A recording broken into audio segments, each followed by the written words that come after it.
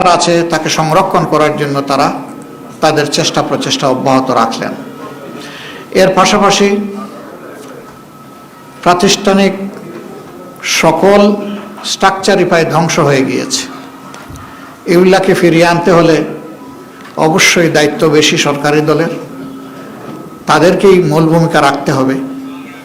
তারা যদি মূল ভূমিকা রাখেন তাহলে রাষ্ট্রের যে অঙ্গগুলো বিকল হয়ে পড়েছে সেগুলাকে সচল করা সম্ভব বলে আমরা মনে করি। বিচার বিভাগ থেকে শুরু করে সর্বত্র ভয়াবহ বিশৃঙ্খলা তৈরি হয়ে গিয়েছে। এই জায়গাগুলোকে অবশ্যই পরিচ্ছন্ন করতে হবে। আমরা দায়িত্বশীল বিরোধী দল হিসাবে আমরা জনগণের সাথেই থাকবো ইনশাআল্লাহ। জনস্বার্থ সংরক্ষণ, দেশের স্বার্থ সংরক্ষণ হবে আমাদের মূল দায়িত্ব। এদিকে আমরা সজাগ দৃষ্টি রেখেই জাতির পাশে থেকে আমরা দায়িত্ব পালন করব। সংসদে একটি কার্যকর এবং গঠনমূলক বিরোধী দল হিসাবে দুনিয়ার সভ্য দেশগুলা যেভাবে দায়িত্ব পালন করে আমরা সেই কালচারটা, সেই সংস্কৃতিটা সংসদে আমরা দেখতে চাই। সংসদের দুইটা অঙ্গ, একটা সরকারি দল আর একটা থাকবে বিরোধী দল, এটাই স্বাভাবিক। বিরোধী দল যেন তার ন্যায্য অধিকার, সংসদে কথা বলার অধিকার পায়, সেটা আমরা আশা করব। নতুন সরকারের দায়িত্ব যারাই নেবেন, দায়িত্ব নেওয়ার পরে আমরা আমাদের দিক থেকে নৈতিক দায়িত্ব পালন করব ইনশাআল্লাহ। আমরা তাদেরকে আশ্বস্ত করব, দেশ এবং জাতির স্বার্থে আপনাদের পাশে আছি। আমরা হাতে হাত রেখে কাজ করব। স্বার্থ বিঘ্নিত হলে আমরা আমাদের দায়িত্ব পালন করব। এই পাহারাদারির মধ্য দিয়ে একটা জাতিকে আমরা কাঙ্ক্ষিত গণতন্ত্রের রাস্তায় উঠাতে পারবো বলে আমরা আশাবাদী। আমরা আশাবাদী থাকতে চাই এবং আমরা ইতিবাচক দৃষ্টিভঙ্গি পোষণ করতে চাই। দেশে আইন শৃঙ্খলা রক্ষা করা, সামাজিক সৌন্দর্য বিধান করা, মানুষের অধিকার সংরক্ষণ করা, জনজীবনে নিরাপত্তা নিশ্চিত করা এবং জনগণ যে বিভিন্ন সিন্ডিকেটের কবলে পড়ে অতিষ্ঠ সেগুলা থেকে বের করে আমরা আনতে পারবো যদি সরকারি দল আন্তরিকতার সাথে উদ্যোগ গ্রহণ করেন, এবং আমরা সেই ক্ষেত্রে সহযোগিতা করব, আমরা আশ্বাস দিচ্ছি। এই সার্বিক বিশৃঙ্খলা থেকে জাতিকে বের করে আনা এবং জুলাইয়ের যে আকাঙ্ক্ষা, জুলাই আকাঙ্ক্ষার প্রেক্ষাপটে আমরা আমাদের দায়িত্ব পালন করব। আমরা অতীতেও বারবার জুলাই শহীদদের প্রতি গভীর শ্রদ্ধা নিবেদন করেছি, জুলাই যোদ্ধাদের প্রতি শ্রদ্ধা নিবেদন করছি। আজকে আরেকবার জাতীয় সংসদের কার্যক্রম ইনশাআল্লাহ আগামীকাল থেকে শুরু হওয়ার কথা, আমরা আরেকবার তাদেরকে গভীর শ্রদ্ধায় স্মরণ করছি এবং যারা চলে গেছেন আল্লাহর দরবারে তাদের জন্য শাহাদাত কামনা করছি। আর যারা আহত পঙ্গু হয়ে বেঁচে আছেন মহান মাবুদের দরবারে, মহান রবের দরবারে তাদের জন্য সুস্থতা কামনা করছি। পুরা জাতি কার্যত জুলাইয়ে যুদ্ধ করেছে।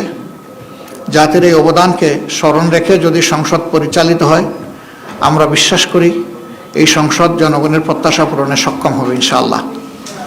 কিন্তু যদি জুলাই আকাঙ্ক্ষাকে আমরা ভুলে যাই তাহলে এই জাতির ভাগ্যে বারবার জুলাই ফিরে আসতে পারে।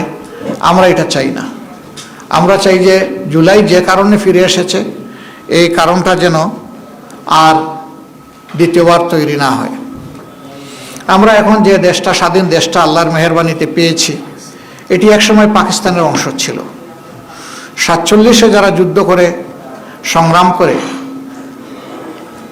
পাকিস্তান তৈরি করেছিলেন তারা অনেক ভালো কথা বলেছিলেন, কিন্তু সেই ভালো কথার প্রতিফলন জনগণ দেখেনি।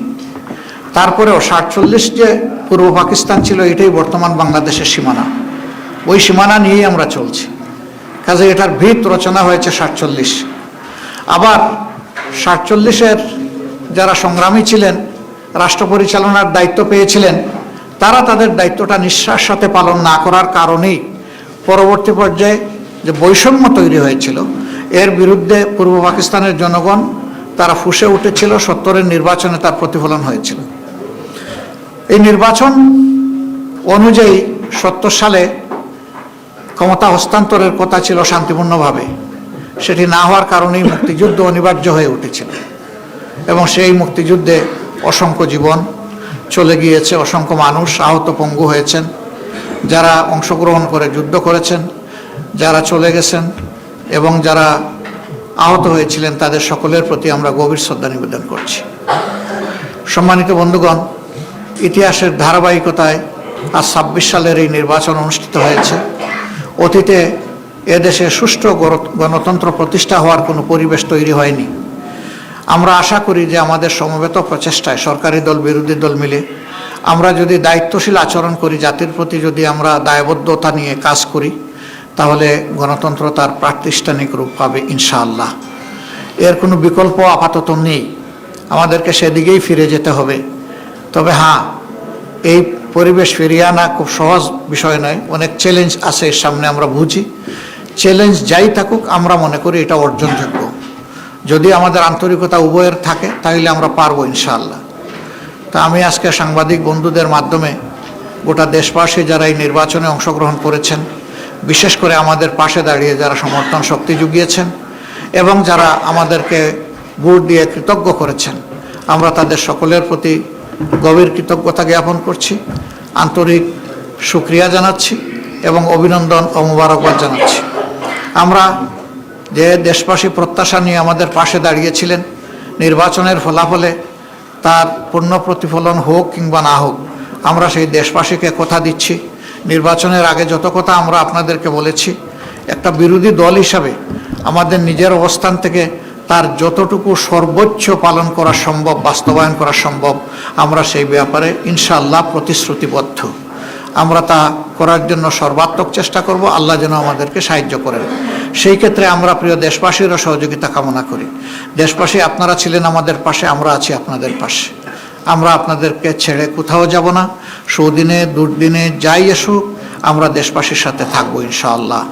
আল্লাহ তাআলা আমাদের সহায় হন এবং আগামীকাল থেকে যে নতুন অধ্যায়ের সূচনা হচ্ছে এটা দেশের জন্য কল্যাণ বয়ে আনুক, নতুন দ্বারা সুস্থ রাজনীতির বিকাশ ঘটুক এবং মানুষের জীবনে শান্তি এবং নিরাপত্তা ফিরে আসুক।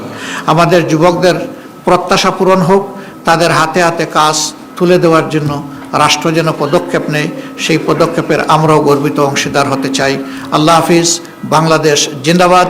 বাংলাদেশ